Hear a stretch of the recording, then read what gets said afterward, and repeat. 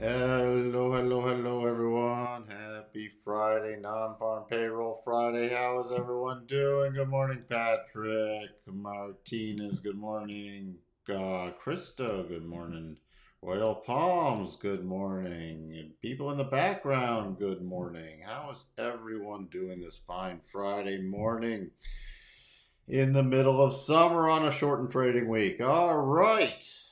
All right, are we going to get a little bounce today, or the dip buyers going to try to come in? We shall see. We had non-farm payrolls come out about 35 minutes ago. It was the first miss in many, many months. I think since April 22 or below expectations. Uh, you had the headline number. The headline number, where is it here? Expected 225 to 230. Previous was 306. Coming in at 209. The private coming in with a pretty big miss, 149.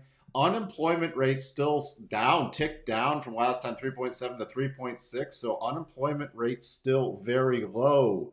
Last two numbers were also revised. April and May were revised lower by a combined 110,000. Now, average earnings still up, higher than expected. Okay, so still on a month over month and year over year, higher than expected. So payroll strength is still strong. So that's not waning yet. So that is definitely not waning, and government payrolls coming in better than expected. Good morning, Jacob. Grand Rising, Christoph. Good morning, Options 22. Hello, Mama Mia. With the period, with the just not even an exclamation point. What else do we have today? Not much. Let me just double check the other, just double checking. No, not much. We have the EIA natural gas numbers and then the rig count numbers.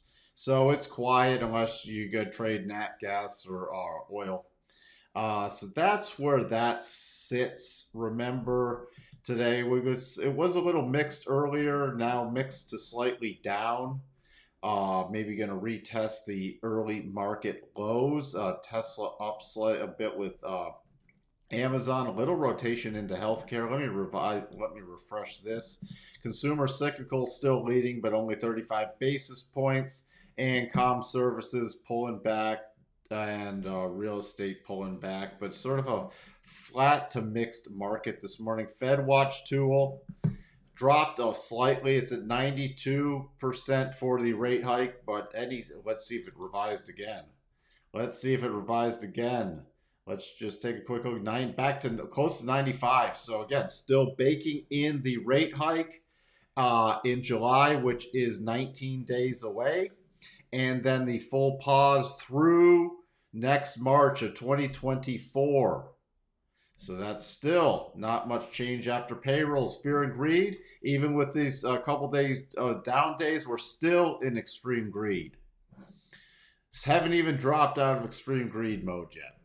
In terms of gamma, 44.42 is the flip point based off today. Still, the key area I'm watching is 4,400. 4,400 is a major support area, and we start losing a lot of call gamma there. That's where you see the rapid sort of drop off down to about 43.25 in terms of negative gamma.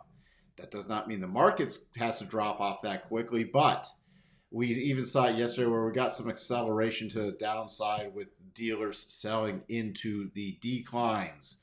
You don't have a lot of the call gamma above is dropping.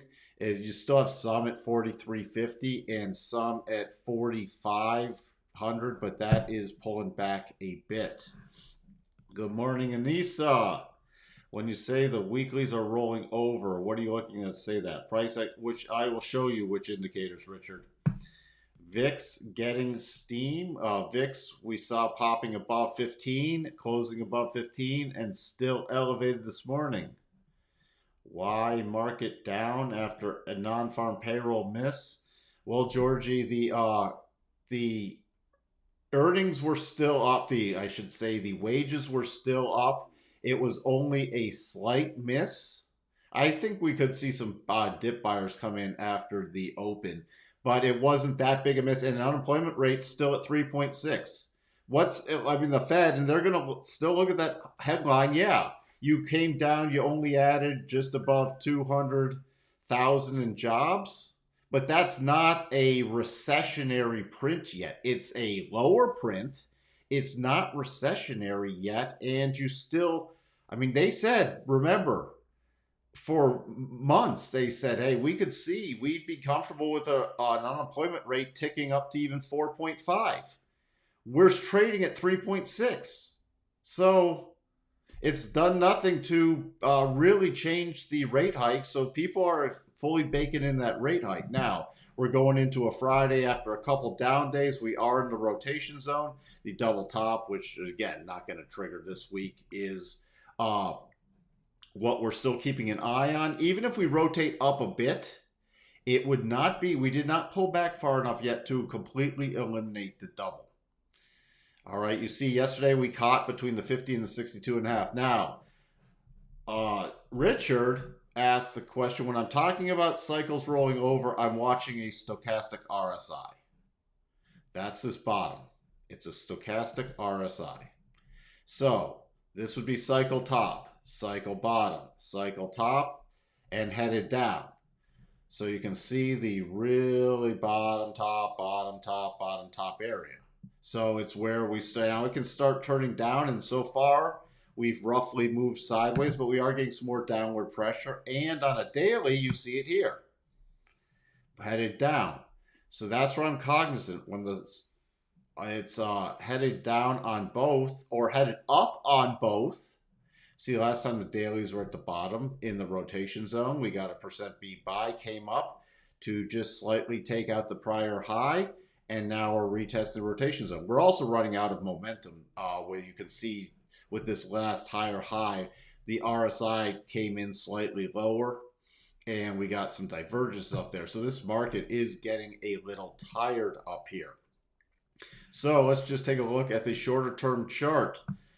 Here's what I'm watching going into the open. Now, if we do pull back, I'm going to be watching to see if we drop down below about 44.28, because that would take us into potential double bottom territory. If we don't, so far, right now, let me put those back up, we've caught between the 50 and the 62.5. So if we just rotate back up and start getting some momentum above 44.47 to 44.50, I'm expecting at least a choppy bounce. At least a choppy bounce up there. The key area would be right around 44.65 to 44.71. If we just sit in this range with not really strong or weak internals, that's what I'm watching. If we come back down and really plow through this this lows formed, these lows, let me get to a little more discrete chart. These lows formed within the last little pullback after non-farm payrolls. Then I'm really focusing on potentially forming this little mini double and retesting the lows from yesterday.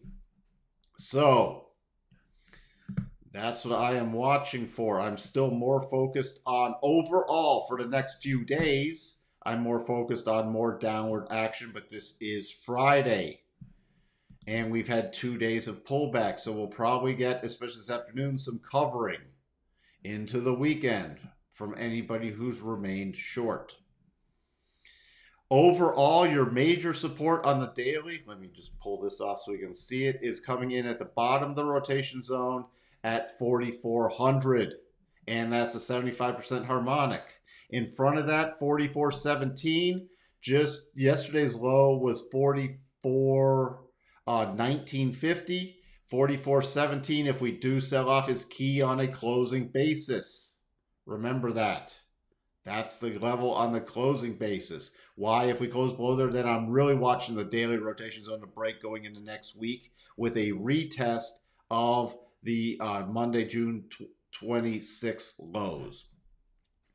NASDAQ also rolling over, top. NASDAQ so far with this rollover, this has been, yeah, we've had a slight pullback, but overall I base this as more of a sideways correction. Sideways correction so far in the NASDAQ. Yesterday, dipping between the 50 and 62.5 and bouncing. Dip buyers actually coming in pretty strong yesterday with in the NASDAQ. So I'll be paying attention to about 15,180. And then if we get below that, just do the same thing with the harmonics. That's key. 15,162 would take it in potential double bottom territory. You get acceleration below that. I'd watch for yesterday's morning retest of the lows. To the upside, it really's got to break above 15,267 before I get interested from a bullish perspective. We had a spike up there before and rejected, so this is still key resistance. You could go 15,270. The Dow getting very close. Yesterday almost at 87.5 and Dow closing below 62.5. So I'm expecting the Dow, not necessarily today, but within the next couple days to retest this 50 EMA. And that would take us into this, we had some pretty strong bottoming action here. You see buyers stepping in at the very end on the Friday, the same area on Monday, the 26th, and then Tuesday, the 27th. So you have some key support right around that 50 and the prior price action, and that would complete then the 87.5 to 100. Remember, 33,855 to trigger the double top in the Dow, and I'd really be focused with a reconnect then over the next few weeks with the 200. Russell actually closed below the 62.5, but already spiking down the 87.5 in that 50 area. So that's still key support that I'm watching for today. If we do turn back down, that's going to be very key support. Yesterday's lows at that 87.5 in the 50 area. The Russell needs, the only way I get bullish is strong internals and the Russell price above 1861 roughly. VIX, as Christo mentioned, yesterday closing above 15. This was the first close above 15 since back on the 1st of June and still elevated today. So if this starts pulling back pretty rapidly going into Friday, I'll be leaning more so just for today to a slightly bullish case. And I'm really interested to see, again, closing above 18 or not. So what indicators do I use? Again, the RSI is the top one.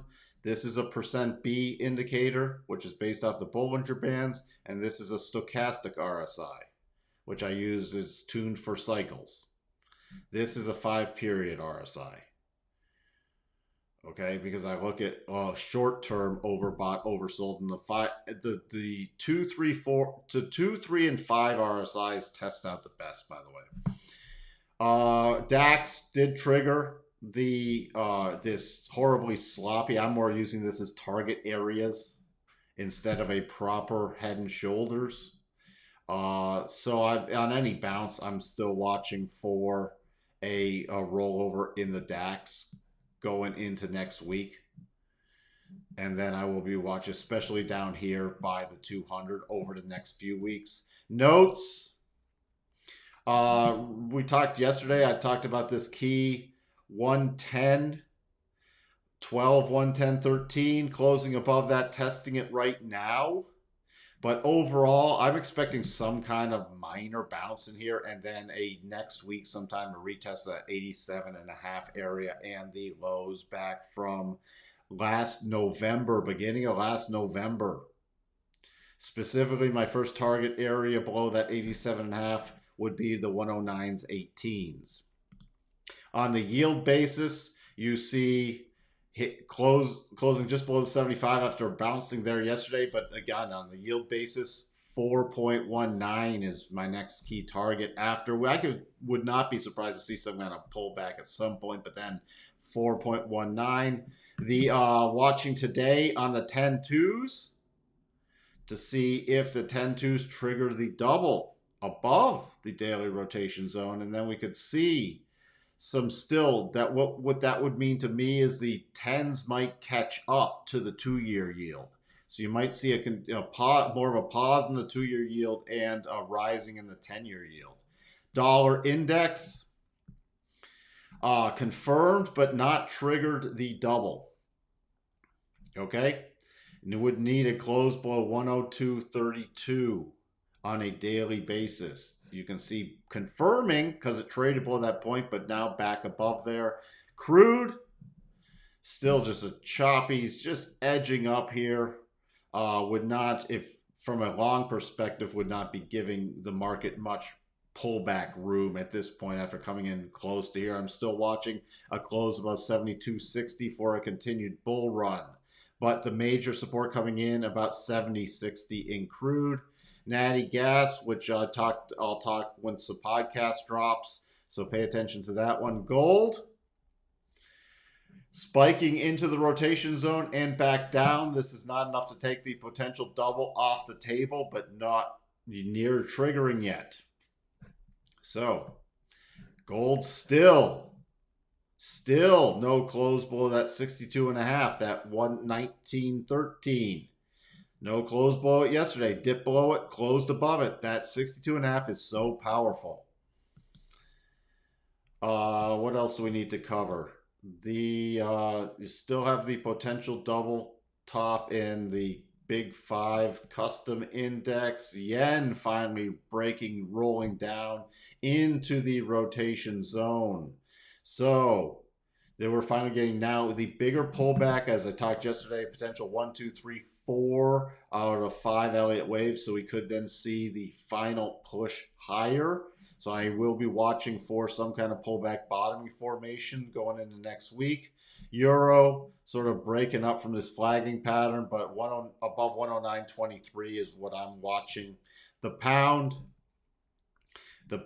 is the double is now off the table because it traded on a trailing basis back above the 75. So that's off the table. Now, would this be forming a bigger potential double top? We'd have to see, because we had the minor one, and a minor one can turn into a bigger one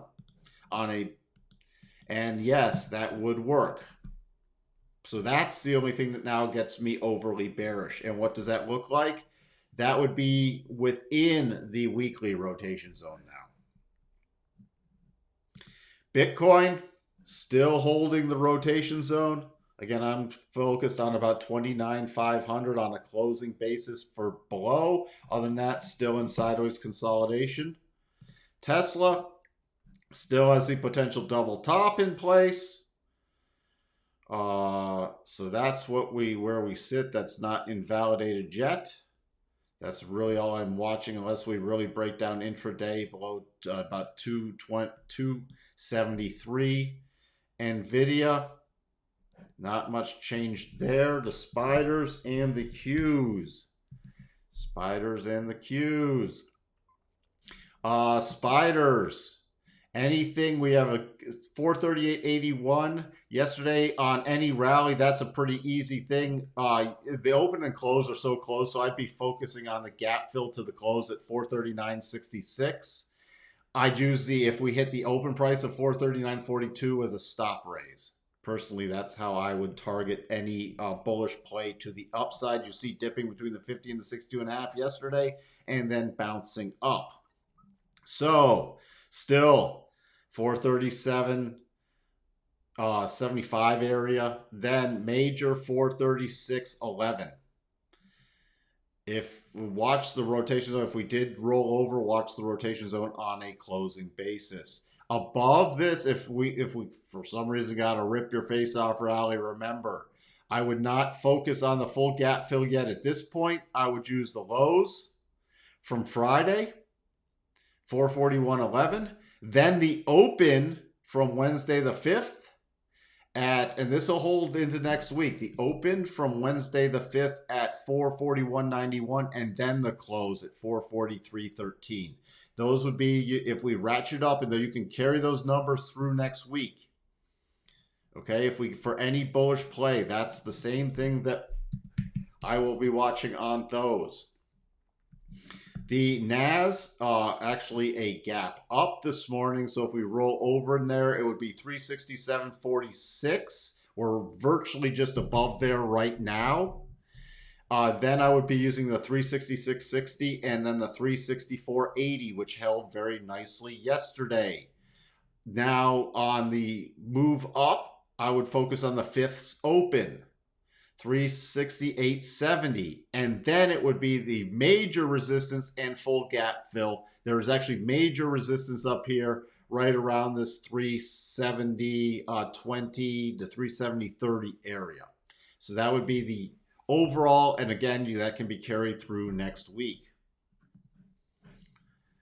All right.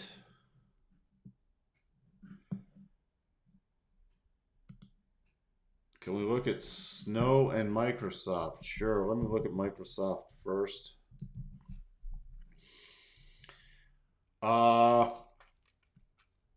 So slight gap down. Microsoft still no close. Well, I'd be focused on 342.85. See, it's also the hot, that 62.5, that gosh darn 62.5, stopping it on Friday the 30th, stopping it yesterday. If you get the close above there, I'd be focused on a retest of the high area. Other than that, that is key resistance. Key support, I would be focused on about 334.70 to 335. That's really it in Microsoft. Overall, in the bigger picture, still just holding that weekly. The only thing that would really turn me bearish is if we start getting in that weekly rotation zone and rolling over there. And Snow, this is just a very sloppy confirmed double, but not triggered. I'd more use these as pullback targets. Instead of getting, this would not be an aggressive short from my perspective. When I see stuff like this, I'd be using these as pullback targets. To the upside though,